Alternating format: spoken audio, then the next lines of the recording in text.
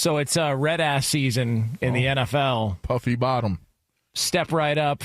Aaron Rodgers upset at Jets training camp practice on Monday.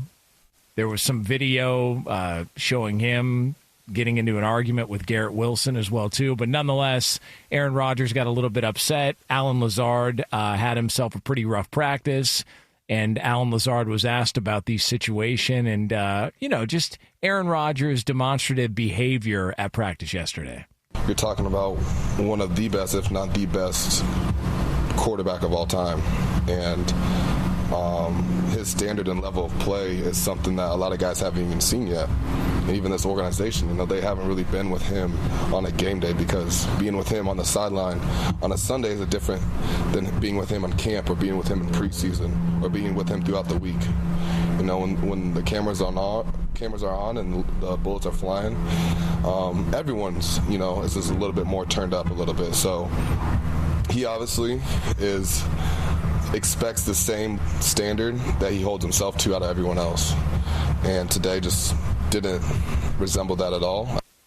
Let me give y'all some perspective on why Aaron was so spicy in practice. Yeah. It's because Jordan Love got that contract. Okay. And he's feeling a certain type of way. Like, how the hell is Green Bay going to give Jordan Love that type of money, that type of contract, and let me walk away and come here to New York? That's what happened. Gutekunst stuck it to him, and he's in New York, and he's looking around. What was that name again? Gutekunst.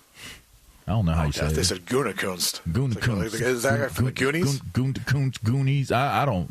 Gutekunst. Kitakunte? Well, hold on now. That's who I'm named after. True story. Sheesh. Toby. Kunta. Toby.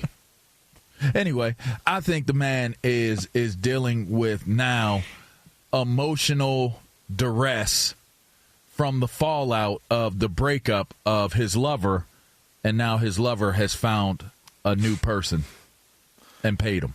Do you think he's pissed off about that? It got to be. What? I mean, I'm joking. I'm joking, but I ain't joking. Like, he might be very, very, like, irritable. He might be real touchy-feely right now. I mean, think about it. That organization is all intents and purposes, he's one of a handful of guys that's their organization. Literally, that's their franchise. And you just, no more than a year later? It's not been 2 years. No more than a year later.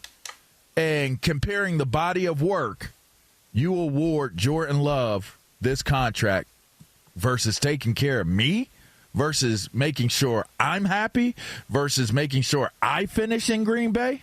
Just saying. It could be something there. Could be. And he might want them to be ready. I'm not going to argue with that, because I think what you're talking about is his legacy. Mm-hmm. And when you think about a legacy there in Green Bay, it's Bart Starr, probably a guy like Paul Hornung, but Bart Starr in particular, Brett Favre, Rodgers, and now you've got a player who, very similar to probably Brett and his feelings when Aaron came in and replaced him, how it's not like there's this period of time where they miss you and they see the organization struggle without you. But like we already saw this team last year go on a run at the end of the season, make it to the playoffs, beat the snot out of the Dallas Cowboys on the road, which gives you a sense of where that organization's at. And he had to sit and watch it. Up where they left off. And he had to sit and watch it.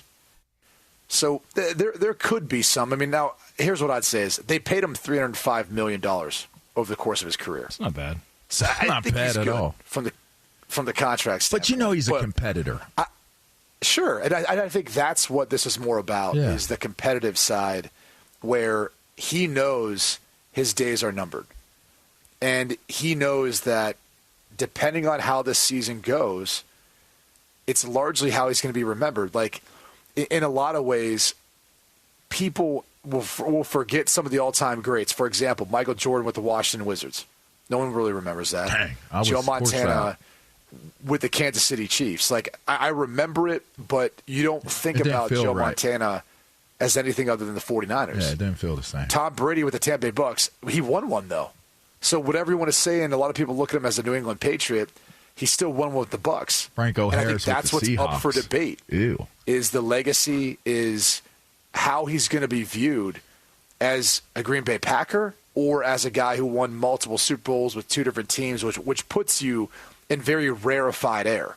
Like his MVPs do to a degree because he's been such a valued player, but we all know what the pinnacle of the sport is, and that's winning a Super Bowl. And especially as a quarterback, that's ultimately how you are judged. Like Alan Lazard talked about being maybe one of the best ever. No one right now looks at Aaron Rodgers in the game and talks about him being better than Patrick Mahomes. That's just the reality of it. And that's because Mahomes has won now 3 Super Bowls in his short stint of time that he's been in the NFL. Why do you think it is that if we know he's one of the let's say a top 10 quarterback of all time, like in the history of the NFL, and we know that his years are numbered. Like he talked about, I want to have 2 good years. But, man, who knows? It could go rough this year. There could be health issues. And it's almost like nobody's talking about the fact that we're going to be getting an opportunity to see one of the best ever play his final year or so in the NFL.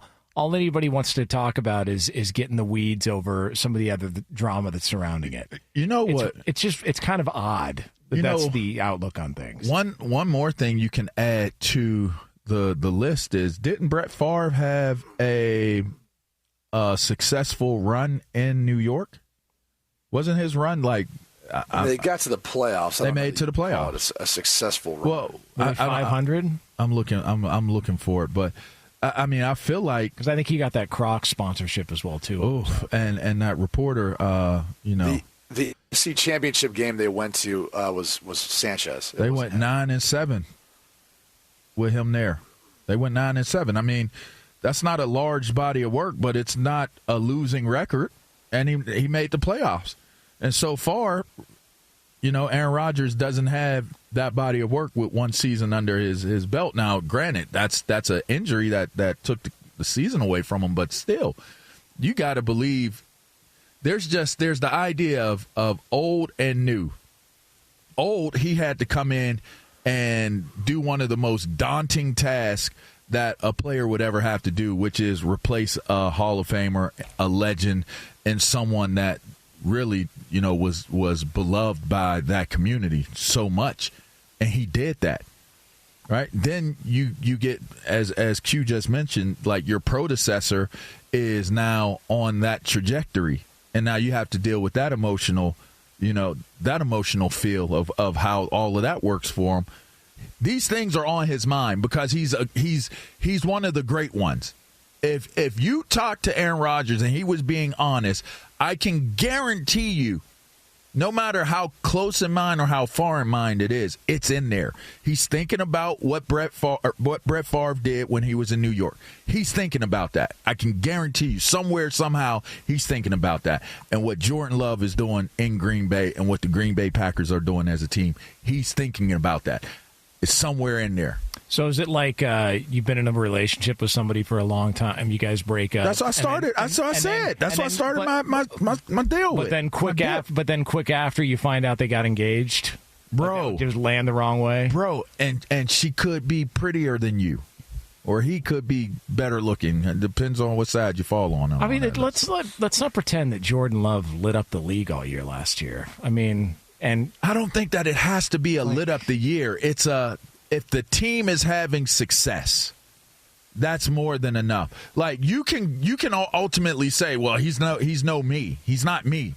And he would be perfectly within his rights to say it. But then now flexing means you're a hater.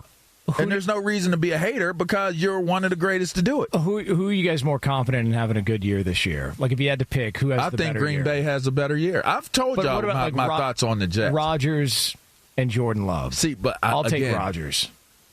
I'll take Rodgers. I'm going to take Jordan Love. Damn. I'm going to take Jordan Love.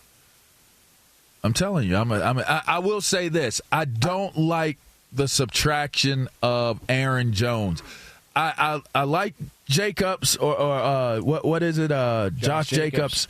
I like that for a more downhill, in between the tackles type of running game.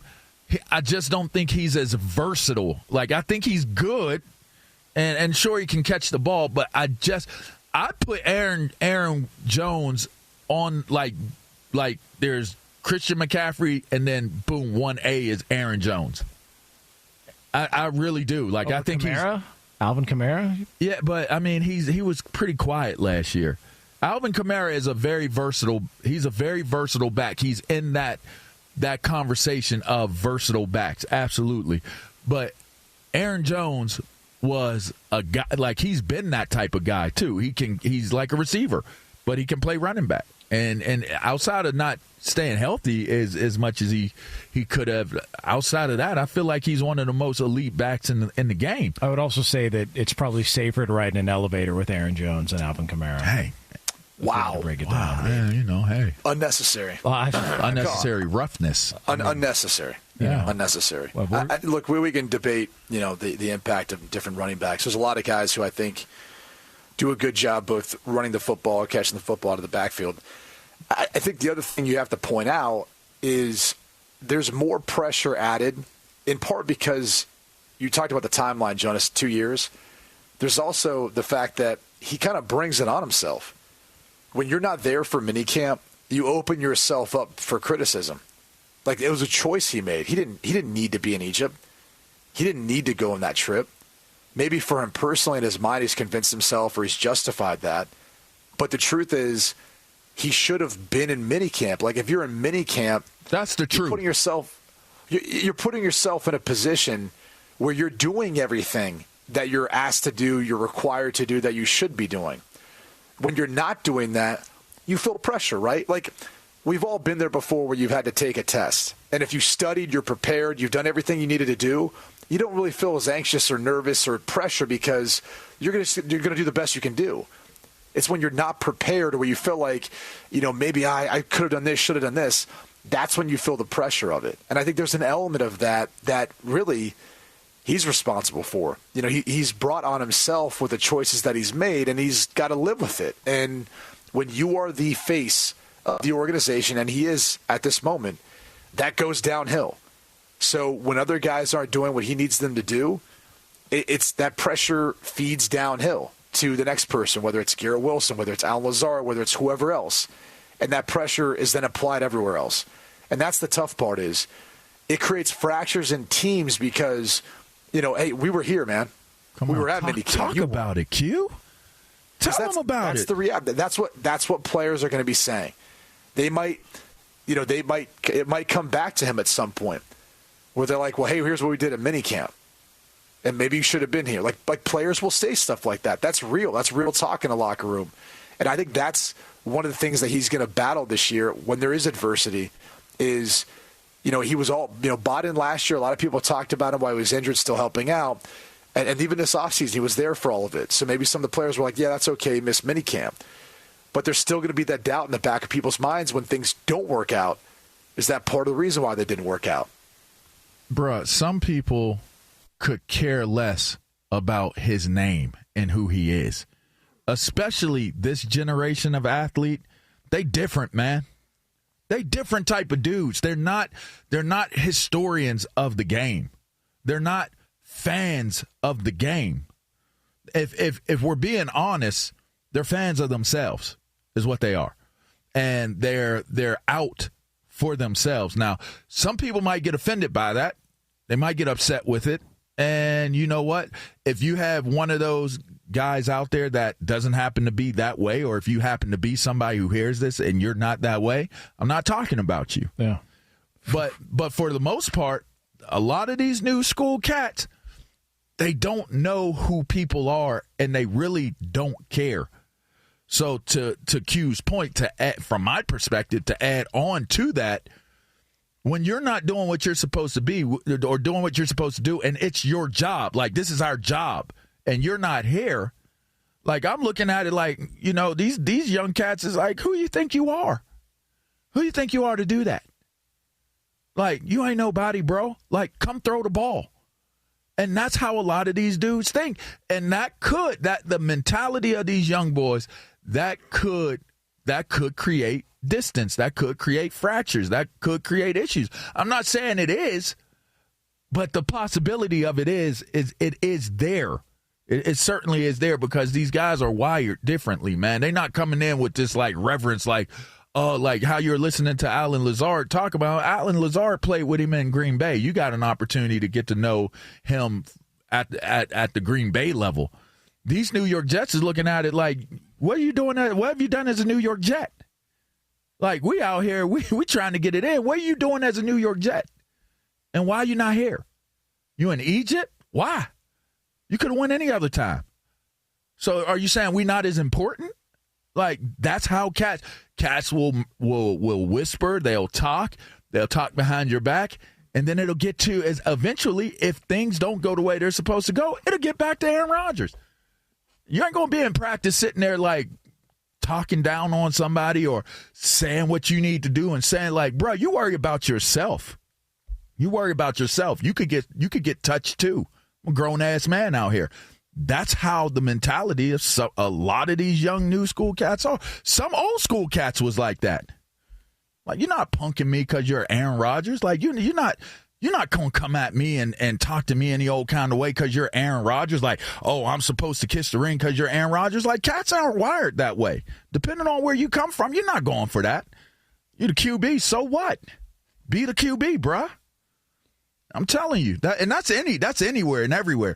But like we talked about, when you bring it on yourself by the attention you draw, by the things that you say and the things that you do, you got to deal with what comes along with that. So he's going to have to show that he got some heavy shoulders to be able to make sure he manages the situation with his teammates the right way. More than anything else, manage the situation with his teammates, because that could go bad.